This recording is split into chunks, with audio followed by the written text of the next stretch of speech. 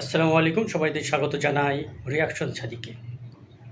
আবারও দেশ জুড়ে হইচই শুরু হয়েছে। আওয়ামী লীগ ফিরছে, অর্থাৎ শেখ হাসিনা ফিরছে, দেশমাতৃকা দুলছে, নানান স্লোগান। শেখ হাসিনা ফিরছে, বিজয় হাসি ঘুরছে, এই ধরনের স্লোগানে মুখরিত হচ্ছে চারপাশ। ধীরে ধীরে লম্বা হচ্ছে আওয়ামী লীগের মিছিল।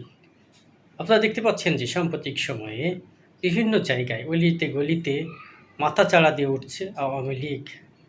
গুপ্তচর বৃত্তির মাধ্যমে তারা তাদের রাজনীতি পরিচালনা করছে, পাশাপাশি এখন জনসম্মুখেও আসা শুরু করেছে। আবারও লগি বৈঠার মিছিল শুরু করতে পারে খুব শীঘ্রই। তবে এদিকে হাসা ছাড়া আমাদের দুঃখ পাওয়ার কিছু নাই, কারণ তাদেরকে সুযোগ তো করে দিয়েছে।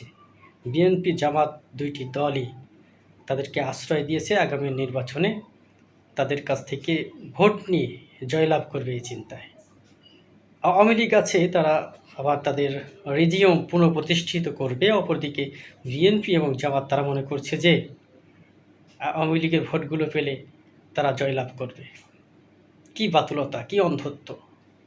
এই চিন্তা চেতনা থেকে তারা এখন আওয়ামী লীগকে আশ্রয় প্রশ্রয় দিচ্ছে এবং তাদেরকে বেড়ে উঠতে সহযোগিতা করছে।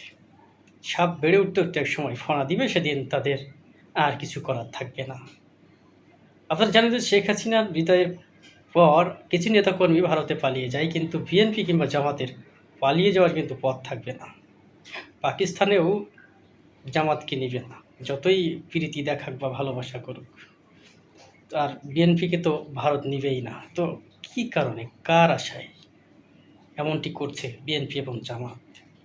অবশ্যই আপনারা কমেন্ট বক্সে জানাবেন যে আওয়ামী লীগ কবে ফিরছে এবং বাংলাদেশের রাজনীতিতে কী পরিবর্তন আসছে। ধন্যবাদ।